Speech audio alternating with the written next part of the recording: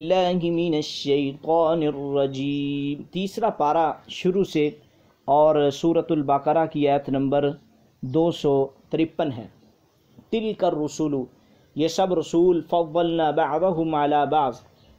ہم نے فضیلت دی ہے ان کے بعض کو بعض پر، منہم ان میں سے، من وہ بھی ہیں، کلم اللہ کہ کلام فرمایا ہے اللہ نے، ورفع بعضهم اور اللہ نے بلند کیا ہے ان کے بعض کو، درجات ان درجات میں بعض پر، وآتینا اور ہم نے دیا، عیسی ابن مریم عیسیٰ ابن مریم کو، البینات واضح دلائل، وأیدناہ اور ہم نے قوت دی سے، بروح القدس روح القدس کے ساتھ، ولو شاء اللہ اور اگر اللہ چاہتا، مقتتل الذین تو نہ بہم لڑتے، الذین وہ لوگ، من بعدہم ان رسولوں کے بعد، من بعد ما جاءتهم البینات بعد اس کے آ گئی ہیں ان کے پاس واضح نشانیاں، ولکن اختلفوا اور لیکن انہوں نے اختلاف کیا، فمنہم اور پس ان میں سے کچھ من وہ ہیں، آمنا جو ایمان لائے، ومنہم اور ان میں سے من وہ ہے، کفرت جنہوں نے کفر کیا، ولو شاء اللہ اور اگر چاہتا اللہ تعالی، مقتتلوا نہ وہ باہم لڑتے، ولکن اللہ یفعل اور لیکن اللہ تعالیٰ، یفعل وہ کرتا ہے، ما یرید جو وہ چاہتا ہے۔ تو اس آیت میں اللہ تعالیٰ نے یہ بیان فرمایا ہے کہ تلک الرسل فضلنا بعضهم علی بعض، یہ رسول ہم نے بعض رسولوں کو بعض پر کلام دی ہے، ان میں سے بعض وہ بھی ہیں جنہوں نے اللہ سے کلام کیا، اور اللہ نے بعض کو بعض پر درجات کے ساتھ بلند کیا ہے، اور ہم نے عیسیٰ بن مریم کو واضح دلائل اور وأیدنا اس کی تائید جبریل کے ساتھ کی ہے۔ تو اب مسئلہ یہ ہے کہ تلک الرسل سے وہ رسول مراد ہیں جس کا اس صورت میں ذکر آیا ہے، اس سے ظاہر ہے کہ انبیاء درجات میں مختلف ہیں اور فضیلت میں ایک دوسرے سے زیادہ ہیں۔ فضلنا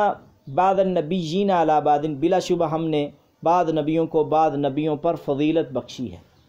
تو منہم کلم اللہ، جیسے موسیٰ کے بارے میں آیا ہے کہ کلم اللہ موسیٰ تکلیما، سورۃ النساء کی آیت نمبر 164 میں، اور آگے فرمایا ورفع بعضهم درجات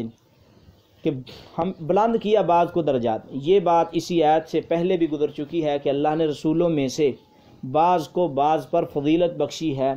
اب پھر فرمایا ان میں سے بعض کو درجات میں بلند کیا۔ اس سے خاص شخصیت کی فضیلت بیان کرنا مقصود ہے، جسے سب جانتے ہیں، وہ شخصیت رسول اللہ صلی اللہ علیہ وسلم کی فضیلت ہے کہ مجموعی طور پر اللہ نے نبی علیہ السلام کو فضیلت بخشی ہے، اس کا نام نہیں لیا، جس طرح کہ سبحان الذی اسریٰ میں بھی نام نہیں لیا گیا۔ تو بات یہ ہے کہ تفصیل اس کی یہ ہے کہ فضیلت دو طرح کی ہوتی ہے، ایک مجموعی فضیلت وہ نبی صلی اللہ علیہ وسلم کو ہے، اور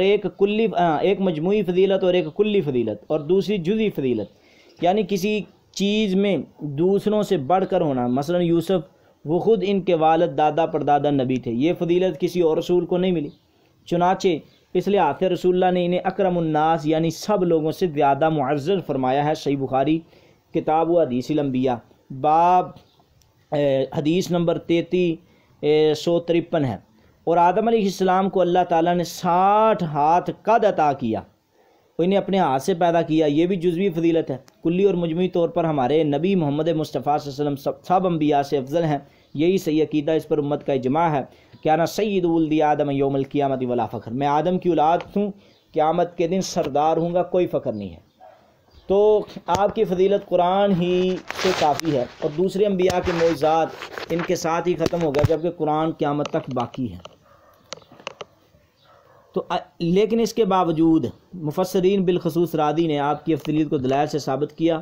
اور شبہات کے دلائل دیے، لیکن ابو ہریرہ سے مروی رسول اللہ کا فرمان بظاہر اس کے خلاف ہے کہ مجھے موسیٰ پر بہتر نہ کہو، تو اللہ کے انبیاء کو ایک دوسرے پر فضیلت مت دو۔ تو علماء نے اس کے متعدد جواب دیے ہیں، جن میں سے واضح ترین جواب یعنی کہ اللہ کے نبی کی فضیلت بھی ہے، اور ساتھ یہ بھی فرمایا کہ لا تفضلوا بین انبیاء اللہ، کہ مجھے انبیاء پر فضیلت مت دو۔ تو ایک یہ کہ آپ کی مراد میری فضیلت ایسے انداز میں بیان نہ کرو کہ دوسرے انبیاء کی، یعنی کہ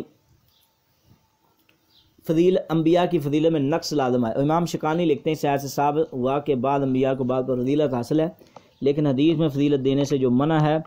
وہ اس سے مراد مقابلہ کی صورت ہے یا جزوی فضیلت مراد ہے، تو لہذا آیت سے واضح آگے کہا گیا اللہ تعالیٰ نے وَآتَيْنَا عِیسَىٰ ابْنَ مَرْیَمَ الْبَیِّنَاتِ، تو یہاں بینات سے مراد دلائل ہیں، یعنی کہ انبیاء کے متبعین سب دلائل دیکھنے کے بعد بھی بعض لوگوں نے مانا، بعد نے تسلیم نہیں کیا۔ تو آگے اللہ تعالیٰ فرماتے ہیں کہ بعض رسول ایسے بھی ہیں کہ ان کے ساتھ اختلاف کیا گیا، بعضوں کے ساتھ لوگوں نے مل کر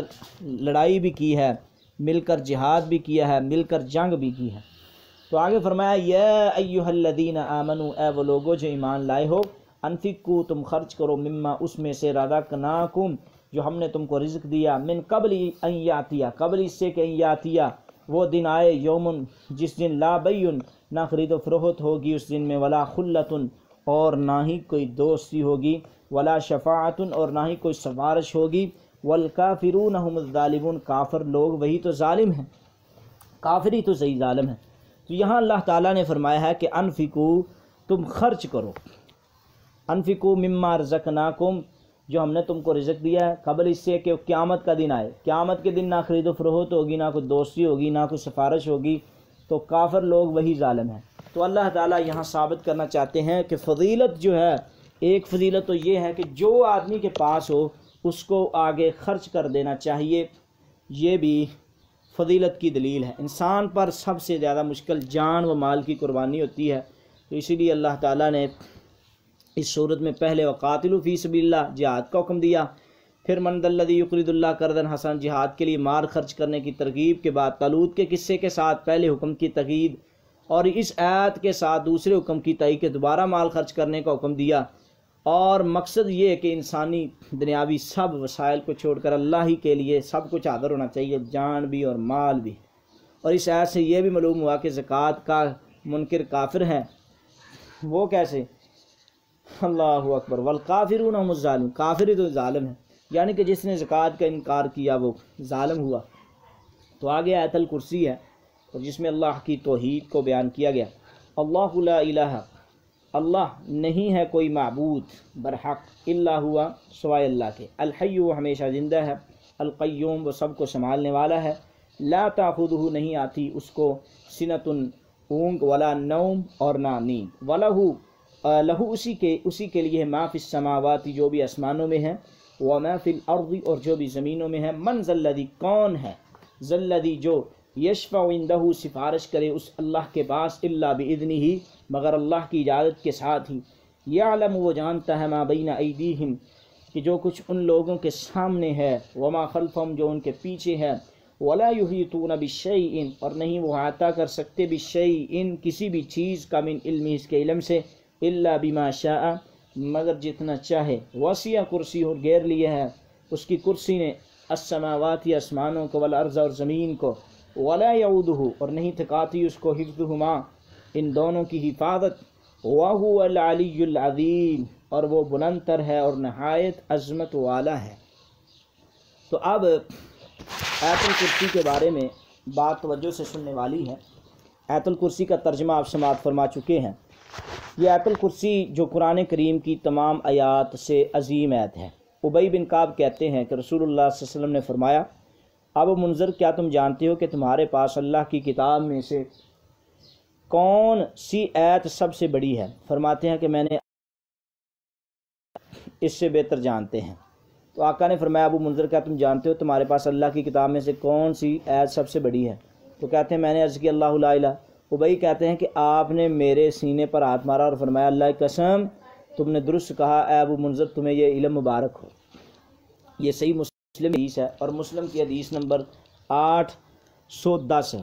یعنی کہ قرآن کی سب سے عظیم صورت اس کو، عظیم آیت اس کو کہا گیا آیت الکرسی کو۔ اور دوسرا ابو ہریرہ سے ایک حدیث ہے جو کہ لمبی حدیث ہے کہ ایک آدمی روزانہ، ابو ہریرہ رضی اللہ تعالیٰ عنہ فرماتے ہیں کہ میں زکوٰۃ الفطر کی حفاظت پر مأمور تھا، پہلے دن ایک آدمی چوری کرنے لگا، میں نے پکڑ لیا، چھوڑ دیا، پھر اس نے کہا دوبارہ نہیں میں آؤں گا، لیکن میں آپ کو ایک تحفہ دے کے جاتا ہوں، اگر آپ پڑھیں تو آپ کی چوری نہیں ہوگی۔ تو اس نے آیت الکرسی بتائی، تو رسول اللہ کے پاس یہ معاملہ پہنچا تو آقا نے فرمایا یہ وہ شیطان تھا جو بات سچی کر گیا ہے۔ تو یہ صحیح بخاری کے حدیث نمبر 5010 ہے۔ تو اس حدیث سے آیت الکرسی کی فضیلت کے ساتھ رسول اللہ سے اس آیت کا نام آیت الکرسی ہونے کی تصدیق بھی معلوم ہوتی ہے۔ ابو امامہ سے روایت ہے کہ رسول اللہ نے فرمایا جو شخص ہر فرض نماز کے بعد آیت الکرسی پڑھے اسے جنت میں داخلے کے سوا موت کے سوا کوئی چیز نہیں روکے گی۔ تو یہ الیوم واللیل للنسائی کی حدیث نمبر 153 ہے۔ اور قرآن مجید کی سب سے لمبی صورت جو ہے وہ اذا تداینتم والی ہے، سورۃ بقرہ کی آیت نمبر 282 ہے، لیکن فضیلت اس کی اسی آیت کی۔ اب آیت الکرسی ایک دعویٰ ہے اور اس 11 دلیلوں پر مشتمل آیت ہے۔ دعویٰ کیا ہے؟ اللہ لا الہ، یعنی کہ اللہ وہ ہے جس کے سوا کوئی عبادت کے لائق نہیں ہے۔ پہلے دعویٰ کیا ہے، کیوں؟ کیونکہ جس میں یہ صفتیں ہوں گی وہی تو معبود ہوگا۔ پہلی صفت اللہ میں کیا ہے؟ الحی ہے، یعنی کہ وہ ہمیشہ سے ہمیشہ رہے گا۔ تو یہ جو ہے صفت کسی میں نہیں پائی جاتی۔ عمران بن حسین فرماتے ہیں کہ رسول اللہ نے فرمایا کان اللہ ولم یکن شیئا قبلہ، اللہ ہمیشہ سے ہے تو اس سے پہلے کوئی چیز نہیں ہے۔ تو یہ بخاری کی حدیث ہے۔ اور دوسری اللہ کی صفت القیوم اس میں بیان ہوئی ہے۔ قام یقوم سے فعول کے وزن پر اصل میں قیوم تھا، تو پہلے واو کو یا سے بدل دیا، پھر پہلی یا کو دوسری یا میں ادغام کر دیا، یا کے اضافے سے مزید مبالغہ پیدا ہو گیا، یعنی وہ کسی سہارے کے بغیر خود قائم ہے۔ تو یہ بھی صفت اللہ میں پائی جاتی، اسی میں پائی جاتی ہے کہ جو رب ہے۔ تو اب تیسری صفت لا تاخذ سنۃ ولا نوم، معبود کی تیسری صفت یہ ہے کہ سنا اصل میں واسن تھا، جیسے وعدن سے عدتن ہے، تو شروع سے واو حذف کر کے آخر میں تا لے آئے۔ معنی ہے کہ نیند سے پہلے آنے والی اونگ، جب آدمی سونے اور جاگنے کے درمیان ہوتا ہے، تو اللہ کو تو وہ بھی نہیں آتی۔ چوتھی لہو ما فی السماوات و ما فی الارض، یعنی جو کچھ آسمان و زمین میں ہے وہ سب اسی کا ہے۔ تو کوئی ہے اور جس کا وہ سارا کچھ ہو تو اس کو ہم معبود مانے نہیں ہے کوئی دنیا میں۔ اور پانچویں دلیل اللہ کے معبود برحق ہونے کی، من ذا الذی یشفع عنده، کون ہے جو اس کے پاس اس کی اجازت کے بغیر سفارش کرے؟ کوئی نہیں ہے۔ آگے چھٹی دلیل یعلم ما بین ایدیہم، وہ جانتا ہے سب کچھ جو آگے پیچھے ہے۔ کون ہے جو علم غیب جانتا ہو؟ کوئی بھی نہیں جانتا۔ سورۃ النمل کی آیت نمبر 65 کے تحت تو اس آیت میں علم غیب کا دعویٰ رکھنے والوں کا بھی رد ہو رہا ہے۔ ساتویں دلیل ولا یحیطون بشیء من علمہ، یعنی کہ کوئی شخص ہے کہ اللہ کے علم یعنی معلومات میں سے کسی کا آتا، کوئی نہیں عطا کر سکتا۔ اور آٹھویں دلیل واسیہ کرسی، کرسی کا معنی سب لوگوں کے ہاں معروف ہے، یعنی کہ وہ چیز جس پر بیٹھا جائے۔ سلف صالحین کے نزدیک اس کا معنی کرسی ہی ہے، ان کے مطابق اللہ کی کرسی موجود ہے،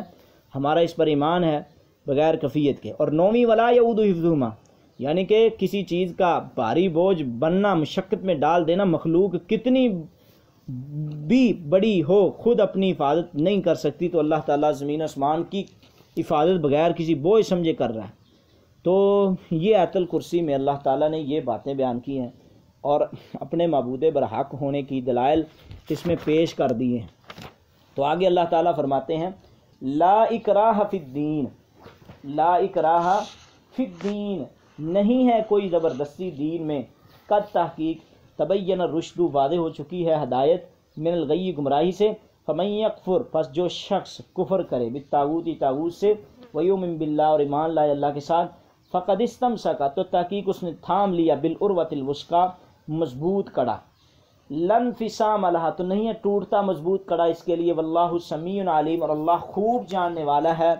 خوب سننے والا ہے، علیم خوب جاننے والا ہے۔ تو لا اکراہ فی الدین، ابن عباس نے فرمایا کہ جاہلیت میں اگر کسی عورت کے بچے زندہ نہ رہتے تو وہ یہ نظر مان لیتی کہ اگر بچہ زندہ رہا تو اسے یہودی بنا دے گی۔ پھر جب بنو نذیر کو جلا وطن کیا گیا تو ان میں سے انصار کے کئی لڑکے تھے، انصار نے کہا کہ ہم انہیں نہیں چھوڑیں گے، تو اس پر آیت نازل ہوئی، یعنی کہ زبردستی کسی کو مسلمان بنانا جائز نہیں ہے۔ تو جو مسلمان ہونا چاہے سوچ سمجھ کے ہو، تو اس لیے زبردستی کسی کو، لا اکراہ فی الدین، دین میں زبردستی ہے ہی نہیں، تو زبردستی ہم کسی کو بھی اس پہ مجبور نہیں کر سکتے۔ تو آگے فرمایا قد تبین الرشد من الغی، تحقیق واضح ہو چکی ہدایت گمراہی سے، فمن یکفر بالطاغوت، اور جو شخص کفر کرے طاغوت سے، طاغوت کس کو کہتے ہیں؟ طغا یطغا طغیانا سے صیغہ مبالغے کا، فعلوتن کے وزن پر ہے جیسے جبروت اور ملکوت ہے، فعلوتن کے وزن پر تغیوت ہے، پھر تخفیف کے لیے اس میں قلب کیا گیا ہے، یا کو پہلے اور غین کو بعد میں ذکر کیا گیا ہے، تغیوت ہو گیا، اور پھر یا متحرکہ کا ما قبل مفتوح ہونے کی وجہ سے یا کو الف سے بدل دیا، طاغوت بن گیا جس کا وزن فعل اوت مصدر بمعنی اسم فاعل ہے، جس کا معنی ہے کسی چیز کا اپنی حد سے آگے بڑھ جانا۔ طاغوت میں واو اور تا مبالغہ کے لیے ہے، جو اپنی حد سے آگے بڑھ جائے۔ تمام باطل معبود طاغوت ہیں کیونکہ انہیں حد سے بڑھا کر اللہ کے سپرد کر دیا گیا۔ شیطان بھی اسی لیے طاغوت کہتے ہیں، اور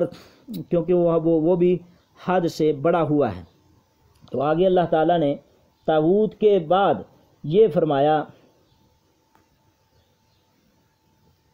کہ فَمَن يَكْفُرْ بِالطَّاغُوتِ وَيُؤْمِن بِاللَّهِ، اور وہ اللہ پر فَقَدِ اسْتَمْسَكَ بِالْعُرْوَةِ الْوُثْقَىٰ، اس نے تھام لیا مضبوطی کے ساتھ کھڑا، نہیں وہ ٹوٹ، یعنی کہ ایمان کا کڑا جو مضبوطی تھے اس نے تھام لیا، اب وہ اس سے جدا نہیں ہوگا، اس لیے وہ اس کو اچھی طرح تھام کے ہی رکھے۔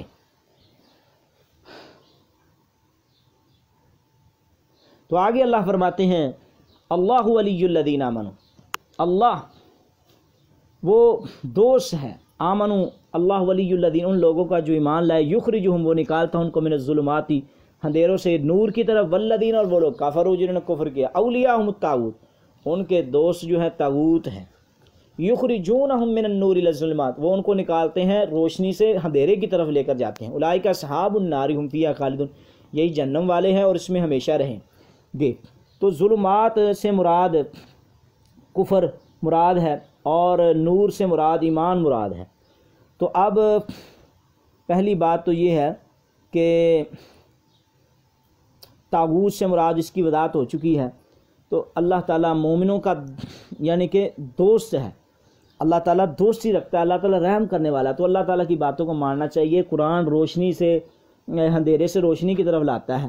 اور جن کے پیچھے لوگ لگتے ہیں وہ روشنی سے اندھیرے کی طرف لاتے ہیں۔ تو اگر کوئی آدمی اندھیرے میں رہا تو وہ جہنم میں جائے گا۔